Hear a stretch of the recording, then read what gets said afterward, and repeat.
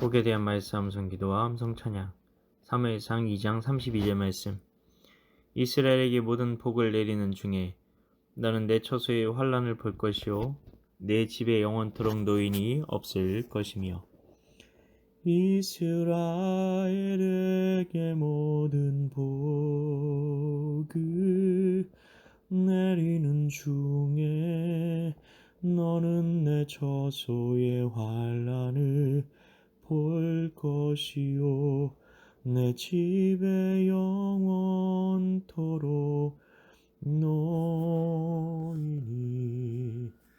없을 것이며. 이스라엘에게 모든 복을 내리는 중에 너는 내 처소의 환난을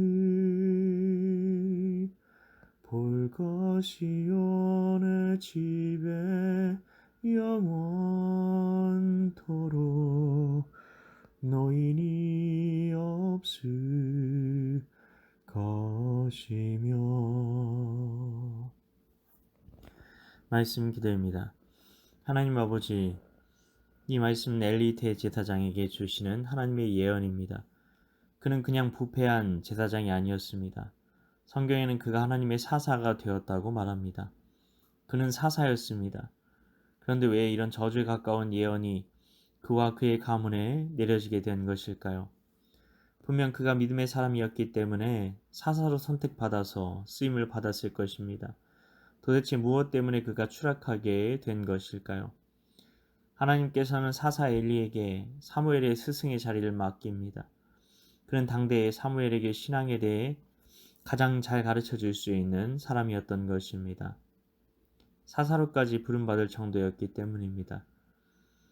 그러나 그는 사무엘상이 시작되는 곳부터 이미 영적인 능력을 상실한 것처럼 나옵니다. 한나가 하나님께 드리는 성령 충만한 기도를 술에 취한 것으로 생각할 정도였기 때문입니다. 그는 아론의 아들 이다말의 후손이었습니다. 아론의 가문은 대대로 제사장이 될 수 있는 유일한 가문이었습니다. 하나님의 약속이었습니다. 우리는 하나님의 약속에 대한 오해가 있습니다. 하나님은 한 번 약속하신 것은 우리들의 어떠함에도 불구하고 반드시 이루신다는 것이라고 생각하는 것입니다. 사무엘상 2장에는 아론의 네 집과 네 조상의 집이 영원한 제사장이 되게 하시겠다고 약속하셨지만 이제 결단코 그렇게 하지 않겠다고 맹세하십니다. 성경에는 하나님께서 약속하시고 뜻을 돌이키신 이야기들이 많이 나오고 있다는 것입니다. 그러면 하나님께서 거짓말하신 것인가요? 그건 아닙니다. 그럼 왜 하나님께서 약속을 깨뜨리시나요? 여기에서 말씀하는 약속은 그냥 약속이 아니라 언약이기 때문입니다. 언약은 약속하는 대상이 모두 지켜야 하고 한쪽이 어기면 계약이 깨지게 됩니다. 하나님은 변하지 않으십니다. 그러나 우리 편에서 약속을 어긴다면 그 계약이 깨져 버리는 것입니다. 우리는 언약에 대해 하나님께서는 언약을 맺으실 때 하나님만 횃불 사이를 지나간 이야기로 기억하고 우리 어떠함과 상관없이 그 언약을 지켜나가신다고 생각합니다. 물론 그 언약의 이야기를 우리는 기억합니다. 우리는 더 이상 하나님의 말씀을 온전히 지킬 수 없기에 하나님께서 일방적으로 언약을 맺으시고 우리의 어떠함에도 불구하고 그 언약을 이루어 나가시겠다는 약속이라는 것입니다. 그런데 지금 하나님의 모습은 우리가 알고 있는 언약의 모습과 달라 보인다는 것입니다. 우린 너무 은혜에 대해서만, 우리의 자격 없음, 오직 하나님의 전적인 주권에 대해서만 이야기를 하는 듯합니다. 예수님께서도 내 안에 거하라 나도 너희 안에 거하리라는 말씀과 같이 우리가 뭐 하면 뭐 주리라고 말씀하십니다. 결국 우리에게 하나님께서는 순종을 요구하신다는 것입니다. 우리가 순종에 대해 무언가 오해를 가지고 있을 수 있다는 것입니다. 우리는 순종에 대해서까지 면제받은 것인가요? 믿음의 조상이 누구인가요? 아브라함입니다. 그에게서 하나님께서 기억하신 것은 무엇이었습니까? 왜 아브라함이 믿음의 조상이라고 불리게 되었습니까? 하나님께서 내 아들, 내 사랑하는 외아들 이삭을 내가 지시하는 산에서 내게 제물로 바치라는 말씀에 순종했기 때문이었습니다. 아브라함에게 언약을 맺으신 하나님께서 그에게 순종을 요구하시고 순종을 보셨다는 것입니다. 우리는 개념에 대한 이해를 완전히 뒤바꾸어야 할 수도 있습니다. 믿음이 행위의 열매로 나타난 것이 순종이라는 것입니다. 그렇기 때문에 믿음이 있다는 말은 순종이 있다는 말과 같은 겁니다. 순종이 없는 사람은 믿음도 없다는 것입니다. 하나님께서는 언약을 친히 맺으셨고 그 언약을 이루어 가십니다. 실제로 하나님께서 아론의 가문에서 영원히 제사장이 나오게 하시겠다고 하신 약속도 누가 맺으신 것입니까? 하나님이십니다. 우리는 무엇을 하나님 앞에 약속해야 하는지조차 모르는 영적인 어둠 가운데 살았던 죄인입니다.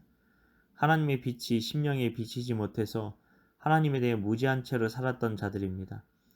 그러나 복음을 통해 하나님의 생명이 우리 안에 들어오게 되었고 하나님 안에서 살 수 있게 된 것입니다. 하나님 안에서 살 수 있게 되었다는 것은 하나님과의 생명적인 관계 안에서 살게 되었다는 말입니다. 하나님의 생명이 없었다면 우린 영적으로 완전히 무지한 자, 무능한 자였다는 것입니다. 그렇기 때문에 하나님께서는 언약을 맺으신 것이고 우리는 하나님께 순종해야 했습니다. 순종이 바로 믿음의 증거이기 때문입니다.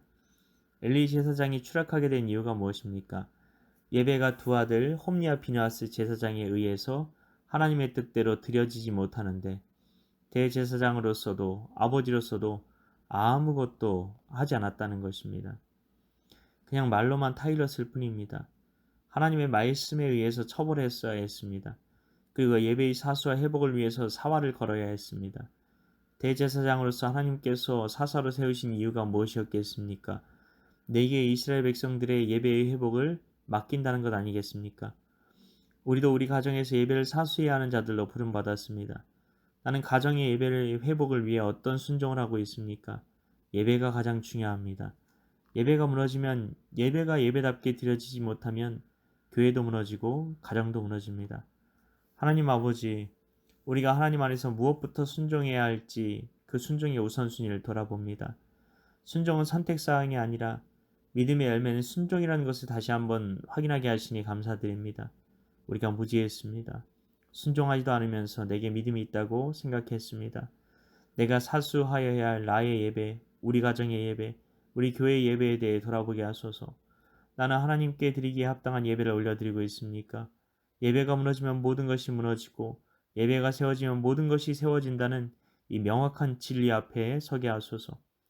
이를 위해 오늘도 말씀 기도와 암송 찬양 가운데 나아가오니 성령으로 함께하사 순종하며 오늘 하루도 주님 안에서 살아가게 하소서.